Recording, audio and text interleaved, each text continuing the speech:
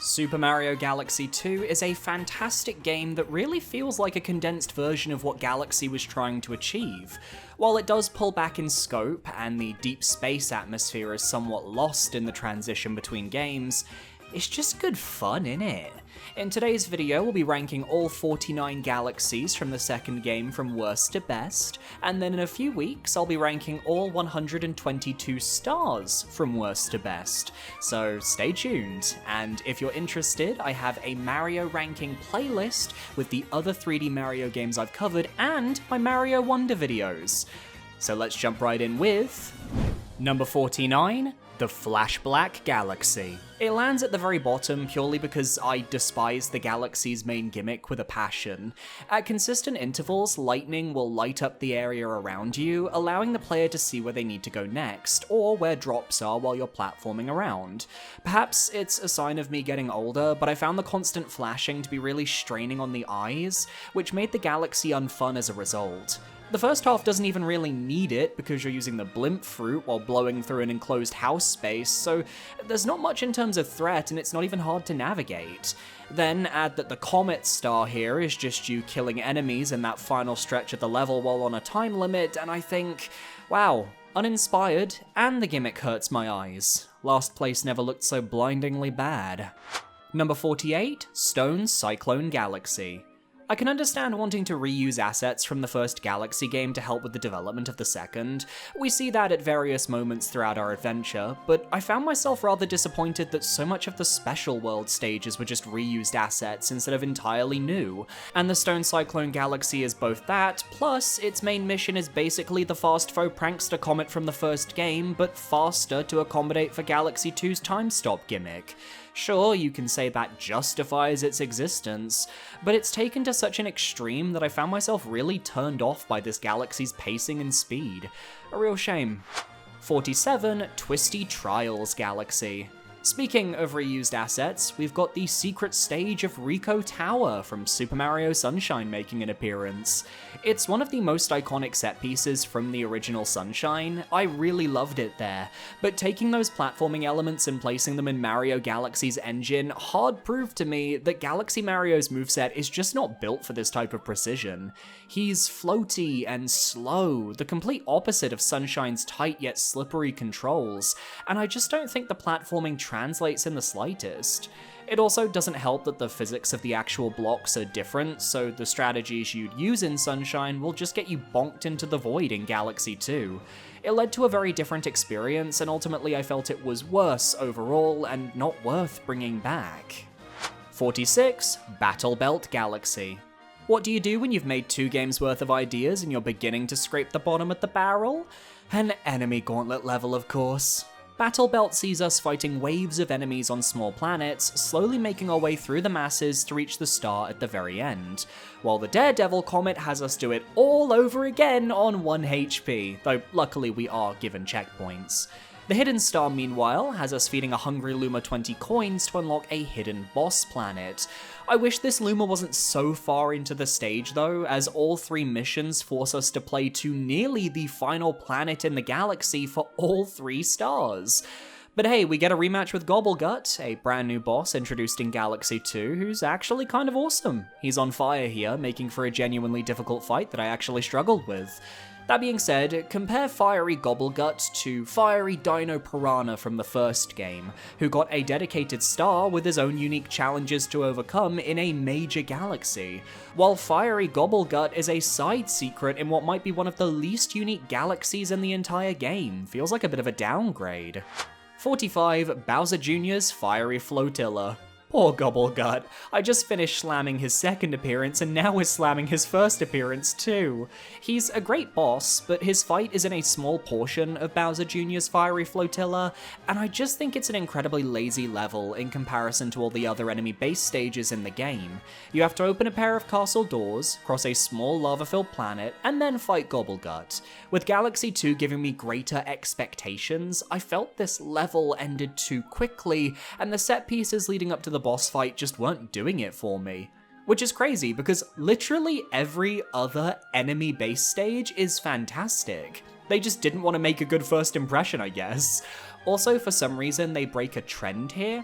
Bowser Jr.'s other two stages all have Daredevil comets as their focus, while Bowser's stages have speedrun comets as their focus. But for some reason, the Fiery Flotilla is a speedrun comet stage, but you're only speedrunning the boss fight. Did they think Gobblegut was too hard to Daredevil, but then realized the stage itself was too short to actually be a speedrun? It just feels like bad design all around. 44 and 43, Fleet Glide Galaxy and Wild Glide Galaxy. These are the two Fluzzard stages that see you gliding with your new pal, with one star always being to just make it to the end, while the other is always a race against other birds. The most fun aspect of these stages are the rings you need to fly through to unlock the cage at the end, which contains the Comet Medal. Aside from that, while I find the gimmick cute enough, I can't say Fluzzard's flights are the most exciting moments to control. I really struggled with the earlier portion of Fleet Glide Galaxy, especially when you need to corkscrew around the big outer space station for one of the Comet Medal rings.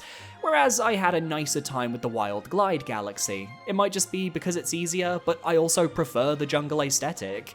They're not bad stages, but they're not really standouts either. 42, Flip Out Galaxy. The penultimate galaxy in the entire game, and possibly the last galaxy that most casual players would experience, doesn't feel like it deserves that spot. The gimmick is that every time you spin, the red and blue blocks of the stage move in and out respectively, so you have to complete a series of jumping puzzles while avoiding obstacles, spikes, even Cosmic Marios in the Comet variant of the star, all while figuring out when you need to spin to change the placement of various platforms. It's a fun gimmick, very Super Mario 3D World coded, which you can see the beginnings of in Galaxy 2's level design, but its placement in the game absolutely brings the galaxy down. It does one gimmick very well, but it's not a gimmick I particularly care for, and I wanted something a bit more extravagant for the special world. 41, Flip Swap Galaxy. Taking place much earlier in the game, I actually love the Flip Swap Galaxy. It uses a staple Mario mechanic that began here in Galaxy 2, but was carried over multiple times into 3D Land and 3D World, and because of that I have a lot of love for this. I especially love the sequence with the spawning chain chomps who have their own pathing they follow outside of just rolling forwards.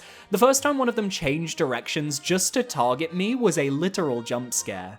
But I don't really play Mario Galaxy for these smaller one-off gimmick galaxies. Despite loving the flip swap panels, I'm far more invested in the larger scale galaxies with deeper themes in this game. This is just a 3D World stage.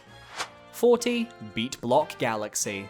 Speaking of 3D World stages, Beat Block Galaxy is another whose gimmick was taken for the next few 3D Mario games, and I can't blame them. What I love about this incarnation though is how it's not just the beat blocks themselves that vanish and reappear in tune, the enemies on each given block also vanish and reappear, so you have to be prepared when landing that you might have a sudden run-in with an enemy you're not expecting. The comet here also speeds up the beat blocks tremendously, which is a great challenge because you can't use the music anymore to time your jumps. You've got to rely on instinct here, great stuff. 39, Honey Hop Galaxy. Sometimes I wonder if Galaxy 2 would be better off without the power-ups carried over from the first game, because they were forced to find ways to shoehorn them in, and that resulted in 2 galaxies based on the bees, which also ended up being minor missions to boot. In this mission, you have to collect 5 silver stars on the second plateau, which is admittedly kinda cool. There are multiple pathways up, you've got water shooters that can remove your bee power-up, and you get to climb the Honey Queen again. Love that, diva! The second mission is a fun score-based challenge where you have to defeat enemies without touching the ground to rack up points, and I ended up vibing with it a lot more than the main mission. But still, this galaxy doesn't bring anything new to the table with the bee power-up. It's a real shame. 38 and 37, Upside Dizzy Galaxy and Right Side Down Galaxy. These are a pair of galaxies focused entirely on gravity-switching side-scroll mechanics. They also have optional stars that involve using the Fire Flower to destroy crates in increasingly confusing patterns. It's the garbage dump of Galaxy 2. But it's the main part of each galaxy, and the way they stretch the 2D gravity flipping and switching to their limits that I found really entertaining. Upside Dizzy Galaxy lands a little lower despite being further in the game, because I actually felt it was less creative with all of its setups overall. Meanwhile, Right Side Down Galaxy has this really cool moment where the side scroll shifts into top down midway into the level. It made me think, dang, that's insanely cool, especially when you have to use that transition to get one of the game's green stars in the post game. There's a bit more whimsy here, and I can tell that compared to the 2D sequences in the first Galaxy game, they've refined them a lot more here. Better camera work, cleaner level design. I love Galaxy 2's use of side-scrolling, because from the jump they ensured that it fits the game's vibe that they're going for. 36. Honey Bloom Galaxy. And here's the other B Mario stage. This is an entirely side-scrolling adventure that sees you using the mechanics of B Mario in a new way. This power-up was made for side-scrolling, especially with the addition that your fly meter refills when you collect coins. This allows for more varied flight patterns, and the constant obstacles you face throughout feel refreshingly fun to platform on. We don't talk about the secret star though, a wall jump at the very beginning of the stage that is inherently lazy and low-key feels like a wasted placement, but everything else about Honey Bloom is vibrant, fun, and I found myself wanting to keep exploring. It doesn't take any advantage of Galaxy's 3D Mario elements, but some levels don't need to, and this is one of them. 35. Sweet Mystery Galaxy. With Yoshi being a brand new addition, he came with a series of power-ups that many of the galaxies are designed around. For this one, it's the Bulb Fruit, which when consumed will light up Yoshi's surrounding area, revealing hidden platforms that you can run across to progress. You do need to keep eating the Bulb Fruit as you go though, otherwise you'll fall through the floor and into the void. It's basically taking the concept of Mario Galaxy 1's Matter Splatter Galaxy and putting the power in the hands of the player, and I really like that twist. The Galaxy's sweet aesthetic is also very much to my taste. I even like the simplicity of the purple coin mission. You don't need to go crazy for a galaxy like this. 34. Boo Moon Galaxy. The weaker of the two main ghost galaxies, I will say that Boo Moon has an intriguing visual flair. The opening planet with the closed-off halls and the doors you need to open, the swamp that folds in on itself, even leading to a hidden star if you're careful with your platforming, the titular Boo Moon that you platform on to collect star chips needed to progress, as well as a green star later in the game, and the final picture book for that first star, oh, it's fantastic. But I also need to shout out Boo Moon for being the only galaxy to use Boo Mario. It returns as a power-up in Mission 2, taking a side-scrolling approach which I said I loved in Galaxy 1. Side-scrolling is the best format for the Boo Mushroom, and floating up the tower while avoiding enemies to reach the star is so much fun. Sucks that the Boo Mushroom is then never ever seen again. What an underused power-up. I'm just not the biggest fan of Boo Moon as a whole though, especially when two of the stars have you going through the snake block auto-scroll segment in the swamp that gets a little bit slow and a little bit annoying to repeat. Not to mention, I think the Haunty Halls galaxy from earlier in the game is just a little more inspired with its missions and its theming. Somehow I think it has more boos as well, though I can't be too sure about that. 33. Boss Blitz Galaxy. All of our favourite bosses from Galaxy are back again. Except Top Maniac, who totally could have been brought back for the Space Storm Galaxy, or Bugaboom, who was put in the Puzzle Plank Galaxy, or Tarantox, who was cut because people bitched about the sling pods, I'll never forgive you, or Camella, who was literally such an icon, why did she get cut but we have 50 fights against Boom Boo and Pom Pom in the 3D Land and World games? Explain, Nintendo! And why do we fight Dino Piranha twice? His fiery version is still fantastic, but we didn't need both of them in one galaxy. Gincaliente, nice to see him again, Coconut Tennis. Major Burrows, who still lets you get the first hit for free, they couldn't have fixed that. Bouldergeist, my man, good to see ya. I could never be mad at you, baby girl. Honestly, they should have just gone all the way with Boss Blitz and have it be a boss rush of both Galaxy 1 and 2 bosses. But then that'd probably make the speedrun variant a bit lengthier than it already was. 32. Slimy Spring Galaxy. If you can't tell, I'm cutting out most of these smaller galaxies early on in this ranking, as compared to the first game, I don't think we have that buoy base type galaxy that blew my mind. But I do think these smaller galaxies are as a whole a big step up from the first games. Slimy Spring is this underwater event where you're riding a Koopa shell through a series of caverns, using the headlights to defeat the enemies that spring up from below, and after going through 2 planets worth of tunnels, you reach the star at the very end. It's gorgeous as you come out of the water for the last time to a beautiful sunrise that glimmers in the distance. Nintendo always know how to create memorable moments, especially when it comes to their vistas. 31. Puzzle Plank Galaxy. A level that is made up entirely of various forms of wood, it's a creative concept. You're ground-pounding platforms to make progress, including a planet that has you flip beneath to do so. You have to run across perilous walkways, while buzzsaws threaten to cut your platform into the void, making for some intense platforming, and you finish the main mission off by completing a puzzle and then facing a mini-boss from the first game. This galaxy is a bit let down by its two alternate stars though. The return of Bugaboo makes sense with the enemy theming of the galaxy, but I'd rather have had a bit of level leading up to him as opposed to him being a secret Luma mission. And the purple coin star is just running around a single room and feels inherently lazy. Why not set the purple coins on the platforming with the buzzsaws, make a trail of them that you need to follow? It'd be way more interesting than what we got. 30. Boulder Bowl Galaxy. The best part of this level is Rolladillo, a spiky armadillo boss who you have to time your rolls in order to defeat. Absolutely peak.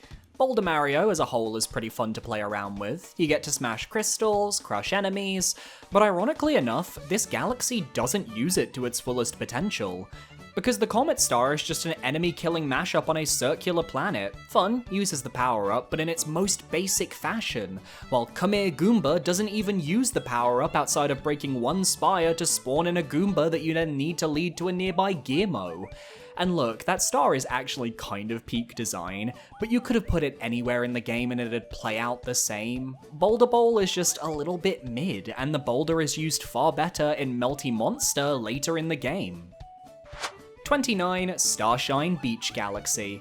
This is like if the resort layer of DK Bonanza had all of the joy stripped from it, I'm sorry. Despite this galaxy bringing back the Piantas, it's just so boring.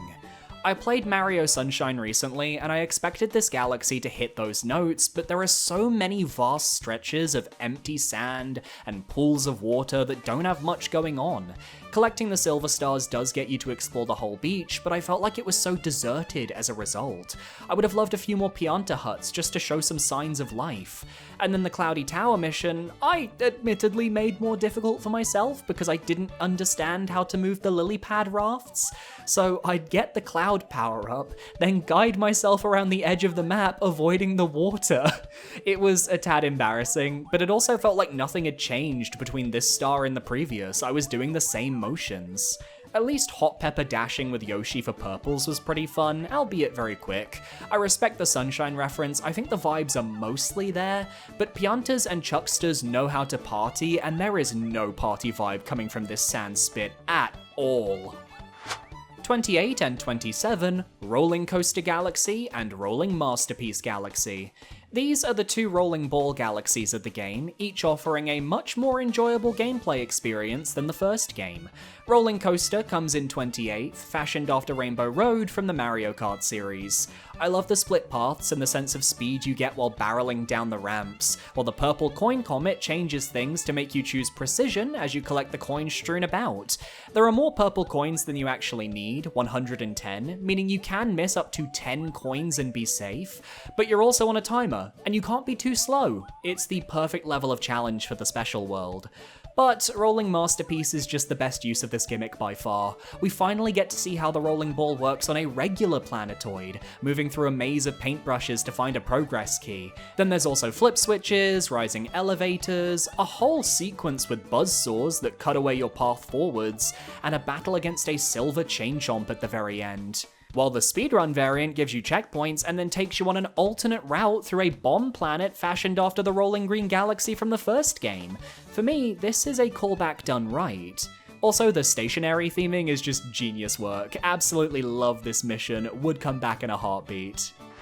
26. Mario Squared Galaxy. While this special world stage reuses the concept of Galaxy 1's Toy Time Mario and Luigi stages, I have to give props to the developers that despite reusing it, they went about it with two twists that make these missions unique compared to the first game. For the Mario star, instead of collecting 5 silver stars, you're instead flipping on flip switches, and once all of them are turned on, the star will spawn at the beginning. It requires a little more in terms of pathing to reach them all, but ends up a little easier than the first game because those flip switch platforms are safe blocks to stand on. Luigi's Purple Coin Chaos though, that was where the difficulty turned up the dial. It's another Purple Coin Collectathon challenge, except unlike the first game, there are exactly 100 coins to collect. There is still a time limit, though it will stop once you collect the final coin, and most importantly, you're being chased by a line of Cosmic Mario clones the entire time. The yellow blocks are safe, none of the rotating ones from the first game return, but because every coin is important, your routing here has to be impeccable. It's the hardest variant of this challenge by far, and felt like a true welcome to the special world. 25. Bowser's Lava Layer. This is the first of 3 Bowser stages, and it lands just in the middle of our list for a simple reason. I don't like the Bowser fight. With him being gigantic and floating around a small planet, the focus is on dodging his punches, waiting for ground-poundable meteorites, and slamming them into him to win. But Bowser's size makes him so slow, and the cinematic scale of these fights are so pared back from Galaxy 1, it's a downgrade in every area. The level to get to him is super fun though. It's a linear path, but takes a lot more inspiration from the 3D, with no major side-scrolling sequences to speak of. We've got skulls that consume matter that you have to jump over, snake block auto-scroll segments, some whomps you have to dodge past, with one being used to collect the Comet Medal. It's a really solid stage, and completely overshadows Junior's Flotilla stage from earlier in the rankings. That being said, the sheer gulfing quality between this Bowser stage and the final Bowser stage, while also taking into account the boss battle being mid as heck, I think this placement makes a weird amount of sense. And it's super weird as well that we're not at 50,000 subscribers yet. We're trying to reach that goal by the end of 2026, and we've got just over 4 months to get it done. Consider subscribing if you're enjoying the series, and let's move on to the upper half of our list. 24. Sky Station Galaxy. The opening stage of Mario Galaxy 2 is a far more concise setup compared to the Good Egg Galaxy from the first game. It trades away the sense of exploration and scale for a series of well-crafted planets with their own unique platforming challenges. I love the planet with the rotating platforms that you can jump on top of for a free ride, especially during the speedrun comet when it's required. The second mission then has you avoiding bonsai bills on a giant space station while flipping around a tube-like sequence that loops back in on itself. They use this type of set piece a lot in Galaxy 2 and it works every single time.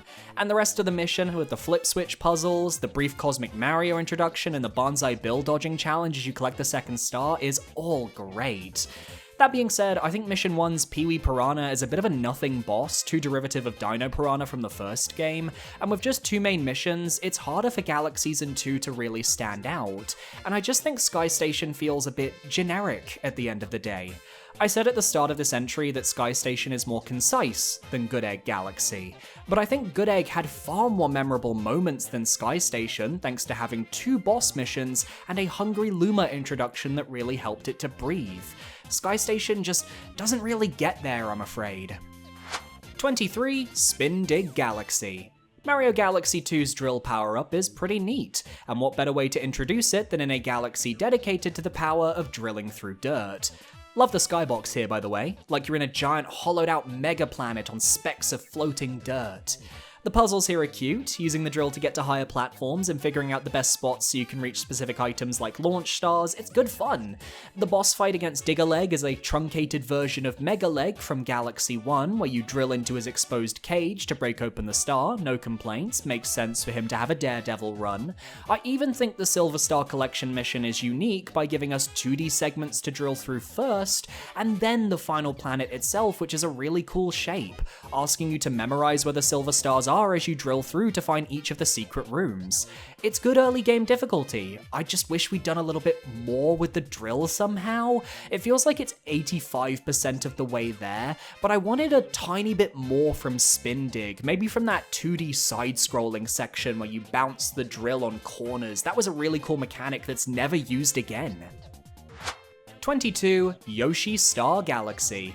This should have been the game's opening stage. Bring Yoshi in from minute 0 because he changes the gameplay up for the better. The first mission is all about learning how Yoshi functions, how to use his tongue to eat enemies, how to use those special grapple hooks to platform, how to flutter jump so you can collect the Comet Medal. I love that Yoshi can eat those spiked fruits. And in the second mission, he's also eating Spinies, except now he can spit them back out as projectiles, which is used against the giant Lakitu boss at the end of the stage. On top of that, Yoshi can pull out platforms and do all kinds of stuff to help Mario out, and Yoshi Star is the perfect playground to learn all of this. It's only let down by an absolute nothing burger of a Comet Star. Use an invincibility power-up to kill all the Spinies in the time limit, ooh. Yeah, even as a kid that one disappointed me, and it brings the level stock down when it comes to the game's major galaxies. 21. Freezy Flake Galaxy.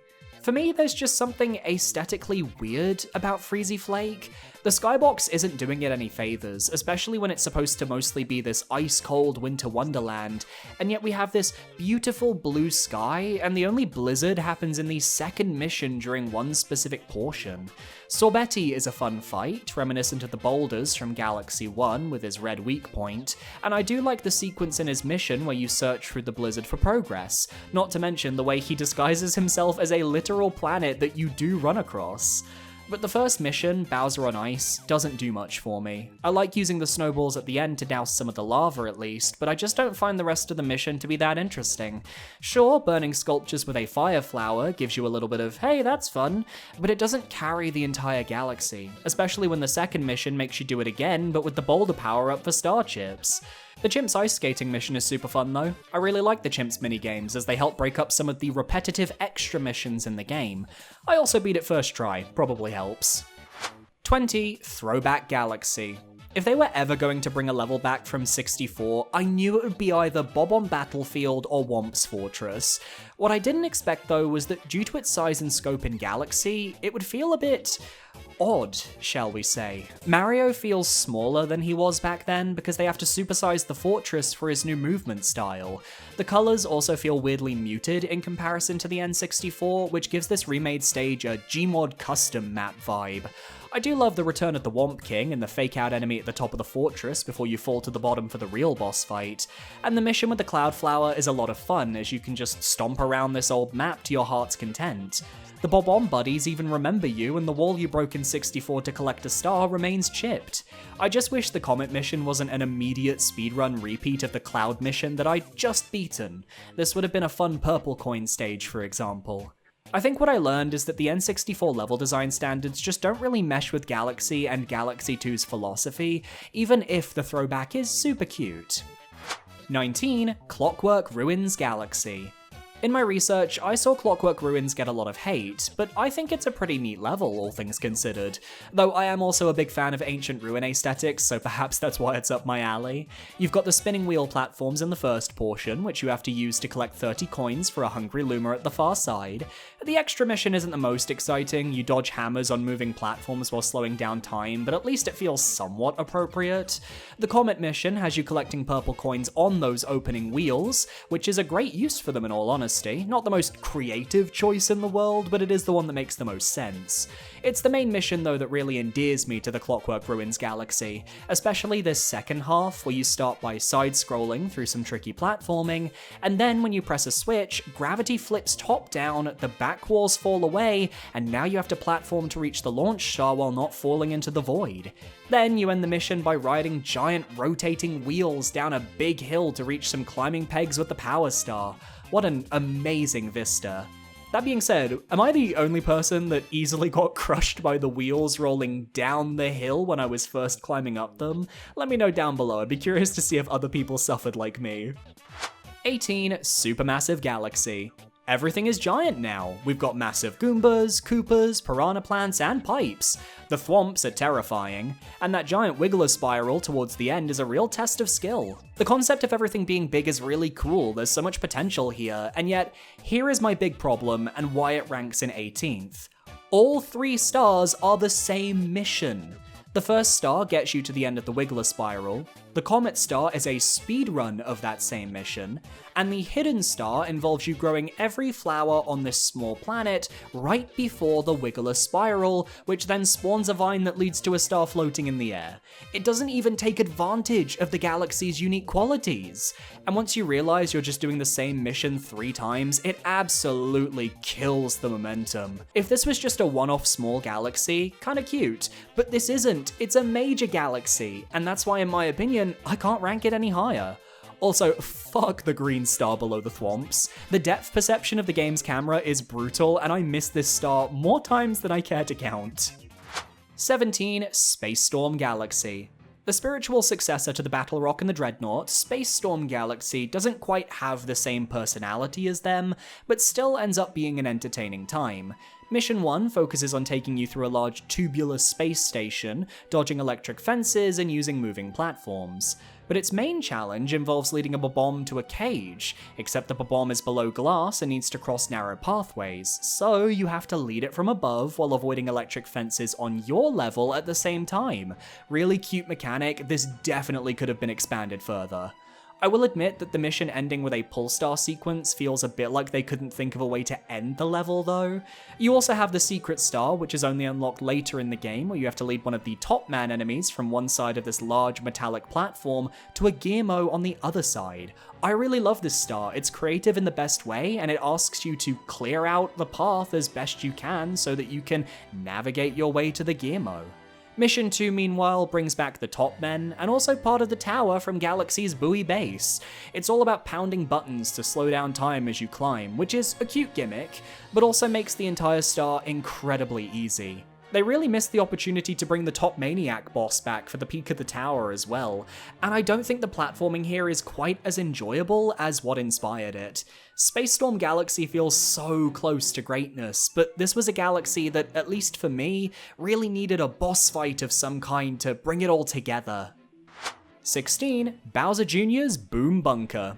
If we were purely ranking galaxies based on their boss fights, the third Junior battle would be near the top of this list, because the Boomsday Machine is one of the best fights in Mario, period. Using the Cloud power-up to create your own platforms as you rise high into the sky, platforming above the machine to ground pound the mech, oh, it's so good. You can see the inspiration Mario Odyssey took from here with the Brutal mech, and the Daredevil variant is also a fun time because this is a tough boss fight and deservedly is made tougher when you can't get hit.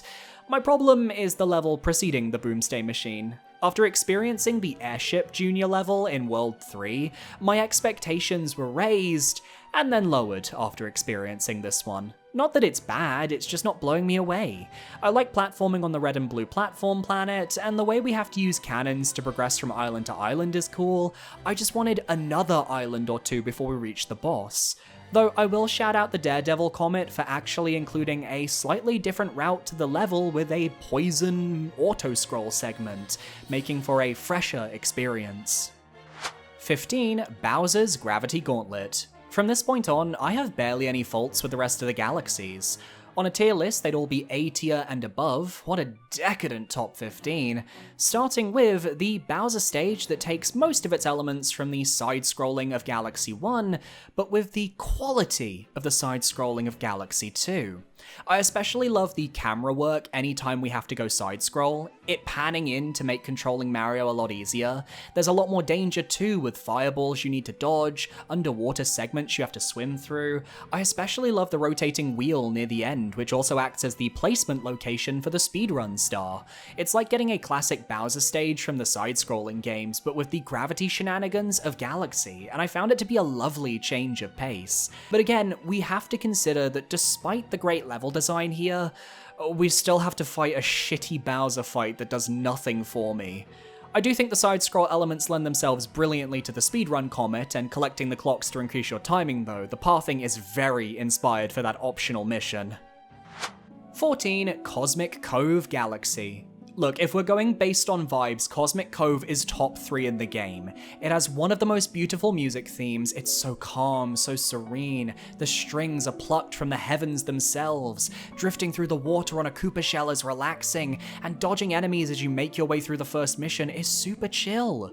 Then you reach a tower and freeze the water, allowing you to now ice skate across the planet to climb a pair of frozen waterfalls to reach the star.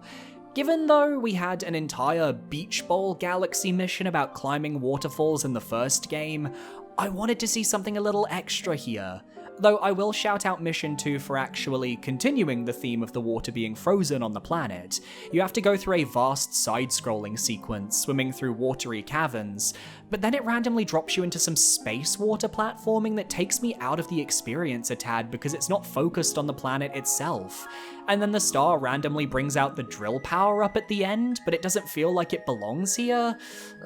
The secret star you get by feeding a hungry coin loomer though does bring back the bunny from the first game, and the ice skate chase here is one of the more unique encounters we've had.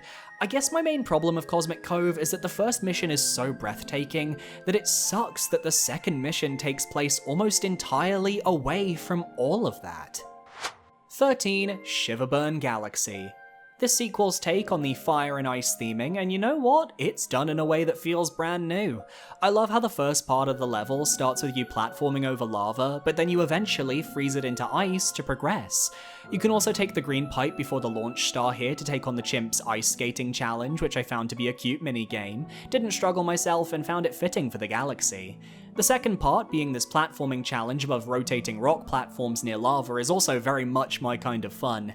And then later on, there's this battle against these 5 octopus barrel enemies that block you from the boss fight. What a great challenge setup. Prince Picante himself is fun enough, it's like if King Caliente had a car, and I love how his final phase has him firing the coconuts into the air to fall down to the arena like parachutes. It's a shame then that the Comet mission for Shiverburn is just to kill all the enemies in the time limit mission, which sure takes advantage of ice skating in the boss arena, but that's still such lazy mission design. We get 1 fantastic star out of Shiverburn, 1 decent minigame star, and 1 Comet star I really don't care for. All while being watched by the creepy shadow men on the cliff. Spooky! 12. Hightail Falls Galaxy. The Dash Pepper is the focus of this level, and it works wonders, let me tell you. You have to ride Yoshi up a series of vertical inclines, using the Dash Peppers to keep his speed as he runs. Bash into anything and you immediately fall, which leads to some really fun obstacles if you want to see everything the stage has to offer. There's a hungry coin loomer midway through, so collecting coins becomes paramount, unlocking the weirdest side planet in the whole game. It's a Silver Star collection planet with these weird kleptodes that are never seen anywhere else in the series ever, yet somehow they were chosen to appear in a Super Mario mashup pack for Minecraft, retexturing the game's frogs. This is wild stuff. The main focus of the Hightail Falls is on the main star, and acing your movement with Yoshi to reach it. Needed for the speedrun variant, which is not only timed, but also contains missing platforms and falling meteors throughout, making for a genuinely good increase in difficulty. This is what I want to see, speedrun comets that meaningfully change their mission for the better. Some of these turns can be extremely tricky to nail your first go around, but I find the Dash Pepper so fun to use that I can't complain if I have to go again. I'm honestly shocked we didn't get a harder world using the same gimmick later in the game. If this were in Galaxy 1, we 100% would have gotten a Green Star Galaxy based off of Yoshi's various abilities. It's a missed opportunity for Nintendo. 11. Flipsville Galaxy. The first mission, flip-flopping in Flipsville, is one of the best in the game, S tier, no questions asked. The suburban housing aesthetic works wonders here as you flip from one side of the main planet to the other, finding your way through and eventually using the flipping mechanic to do some tricky platforming later down the line. It's just a really solid gimmick that is given all the time it deserves to flesh itself out, so that by the time you reach the Glamdozer boss, you're fully ready to take her down by bashing her stomach as you avoid her fiery goop.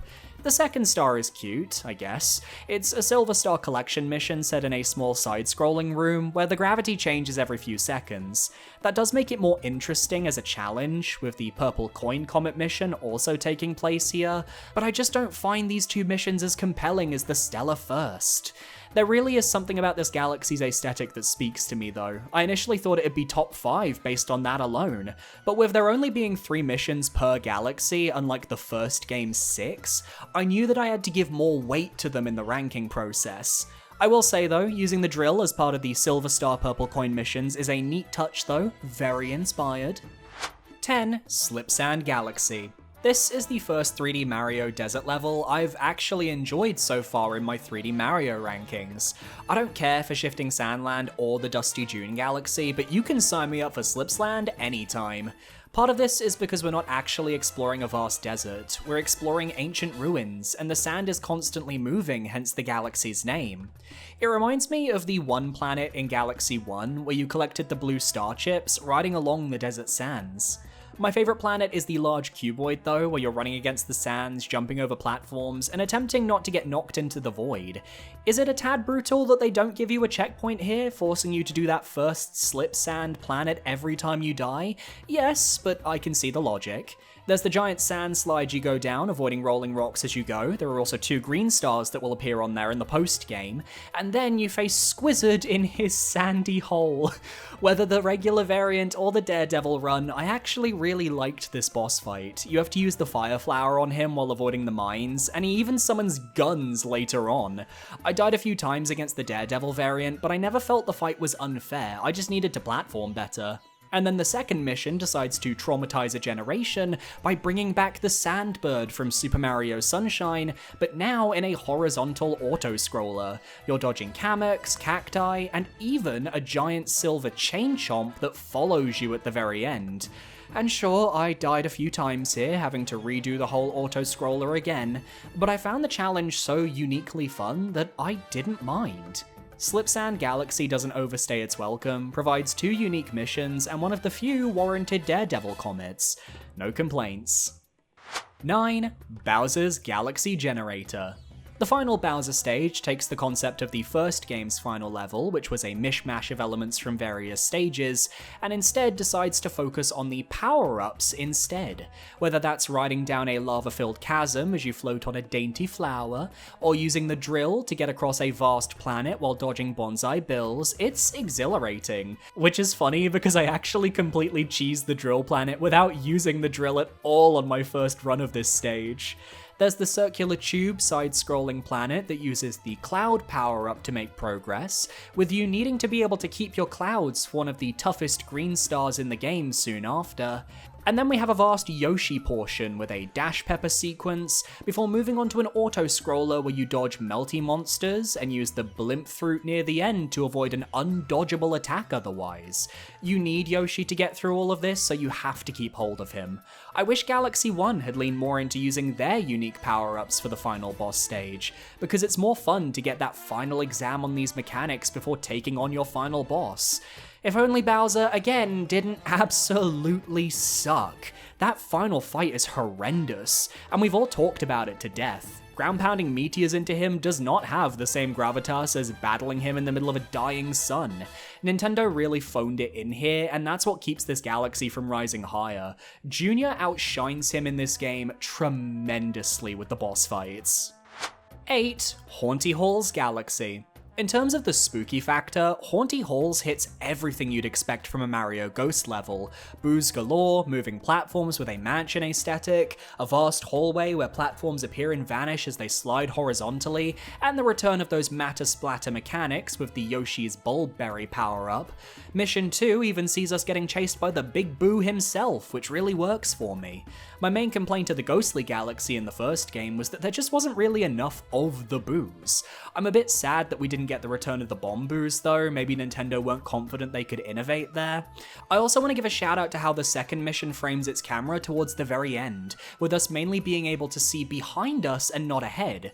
Perhaps it isn't purposeful, but it is reminiscent to me of the Crash Bandicoot Boulder Chase levels from the PlayStation 1, and it works just as well here. Even more so when the Comet Star is a cosmic clone chase down the same stretch of level. Feels very fitting to be running from clones while dodging Mattermouths and careful platforming. But my favourite part of the galaxy is still Mission 1's disappearing path sequence. Having to race along them before they vanish, all whilst being dragged horizontally, is great. And the comet medal being hidden past the exit pipe on a further stretch of pathways is a neat touch. 7. Grandmaster Galaxy. Super Mario Galaxy 2 was officially the moment where Nintendo decided each 3D Mario game needed to have a challenging final world, one that tests you to the very limits of each game's mechanics, and Grandmaster Galaxy made itself quite infamous because of this. 6 very different areas. The Yoshi grapple sequence, where you have to time them perfectly so you don't accidentally zip into a mine. The flip switch sequence, where you jump over lasers while turning on the various switches.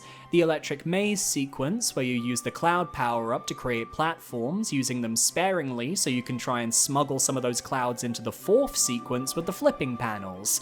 This is easily the hardest part of the galaxy, by the way. The mix of panels, the enemies that fire lasers, and the way you can so easily fall into the void if you spin at the wrong time. I died so many times here. The Polestar sequence seems scary, but is actually one of the easiest parts of the galaxy when you've done it a few times, and the Hammer Bro gauntlet at the end spikes your adrenaline as now you have to get past them to defeat the 3 Boomerang Bros to spawn the star. Now, do all that again, but it's a Daredevil comet. No mistakes, no checkpoints, you live and die by your actions. You haven't known true pain until you die to a Hammer Bro or a Boomerang Bro right at the very end of the course. But I love a difficult challenge that's designed to be tough, and the sheer euphoria of conquering the Grandmaster Galaxy and getting to meet Rosalina again at the end of it all was worth the struggle. It's not the hardest of these types of stages. I found 3D World and Mario Wonders variants to be way tougher, but I can see why Grandmaster Galaxy got the reputation it did, and I'm glad I finally conquered it. 6. Fluffy Bluff Galaxy. This is Galaxy 2's equivalent of the Gusty Garden Galaxy from the first game. It's got a grandiose sweeping soundtrack, the aesthetics are bloody beautiful with the peaceful lily pad lakes, the spiraling trees, and the cloudy bluffs. And you get to make this galaxy your playpen as you use the cloud power-up to create platforms and parkour all around the place. There's no incorrect way to make progress here, and I really love that aspect of the level design. You get chased by Cosmic Mario clones on this watery planet with star chips, which then leads onto this mountain climb where you use the Blomps and the Cloud Flower to reach the top of the cliff, which then leads to the top of these trees and eventually to the chimp holding the star, who becomes your rival in random minigames throughout the rest of Mario Galaxy 2. He then challenges you to a mission where you have to stomp on enemies to rack up points at the start of this galaxy, which is super fun. And you also have a very well hidden Hungry Luma mission that involves using the Cloud power-up to climb a giant tower with various moving cogs and platforms as you go. A brilliant introduction to a new power-up, one of my favourite aesthetics in the entire game, and bringing in the chimp, who is likely subscribed to my channel because he knows we're trying to reach 50,000 subscribers by the end of 2026. I respect you, chimp, you have taste. 5. Tall Trunk Galaxy. Oh, Nintendo ate with this one. The premise is simple, a galaxy with a giant tree and lots of tree trunk themed planets.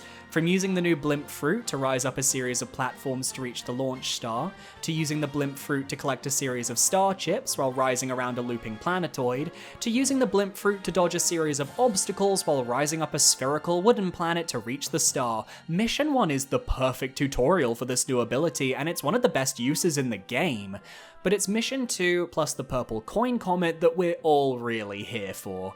Because after swinging up the tree on a series of swings, we're dropped off at the top of the giant tall trunk slide and told to get to the bottom. A remix of Peach's slide theme from 64 starts to play, and the nostalgia hit is real.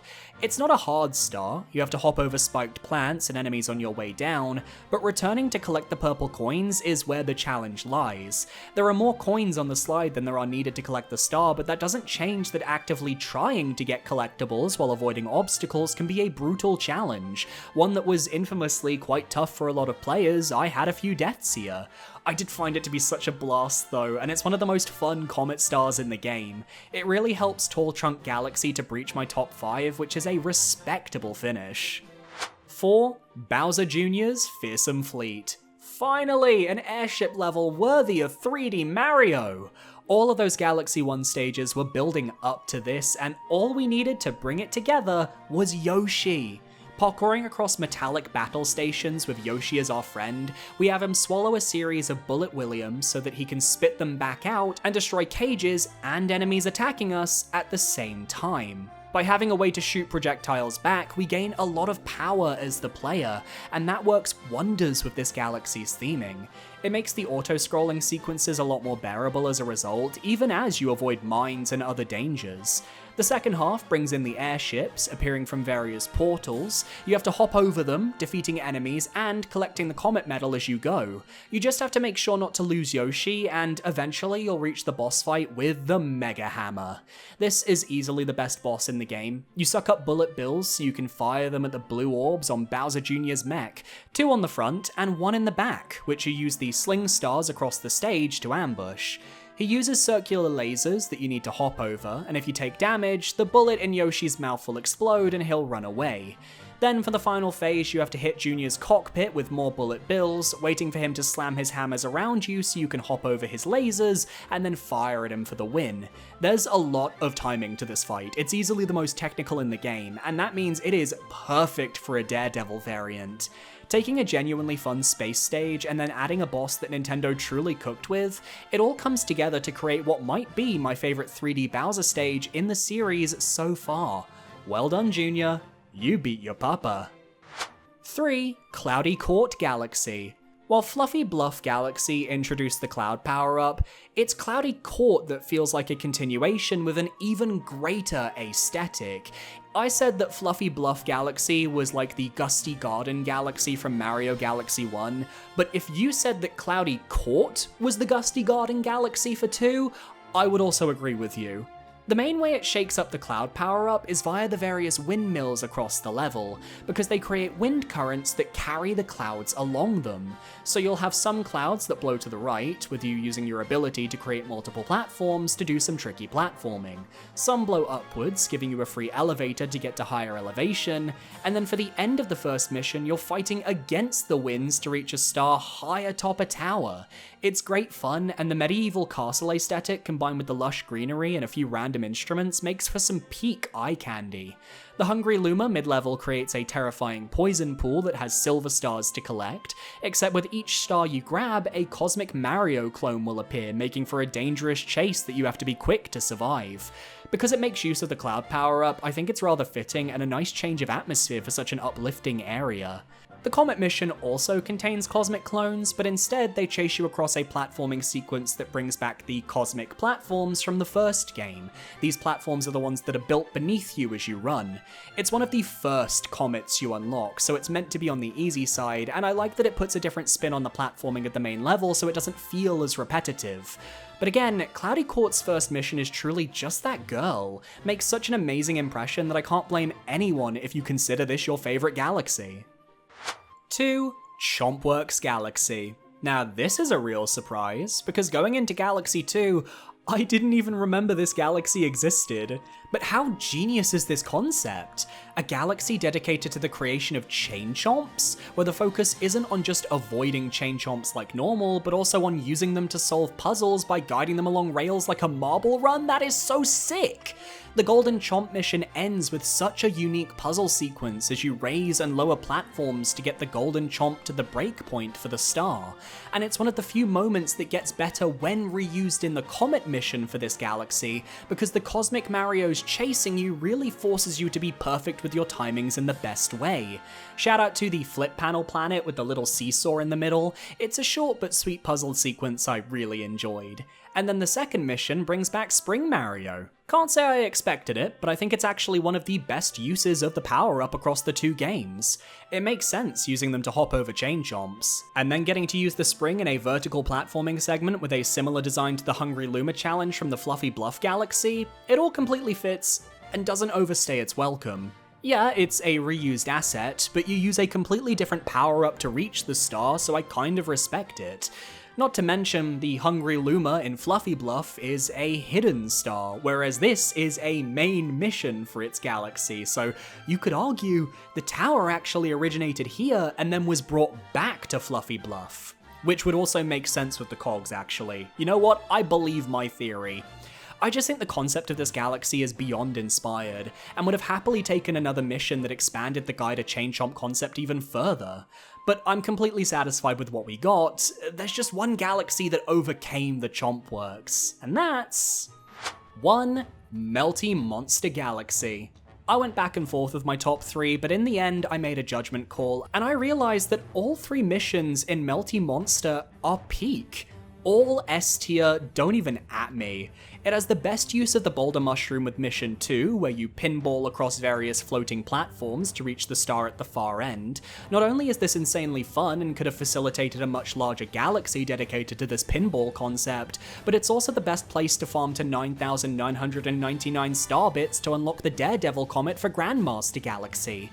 The secret mission is the best the chimp has to offer, a bowling sequence with various pin setups that is surprisingly difficult to nail down.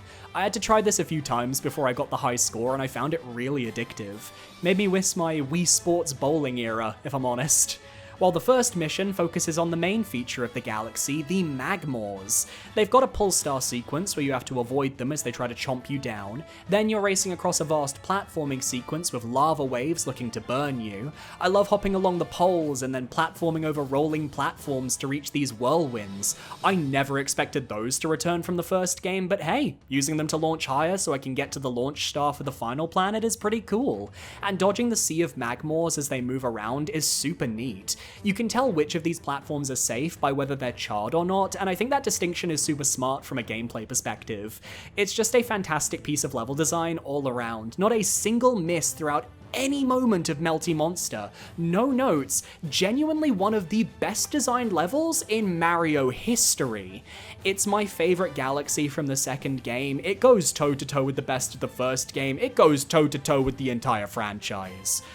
But now that we're done with this, I have to start prepping to rank all 122 missions in Galaxy 2. Pray for me, and I'll see you next time. Adios.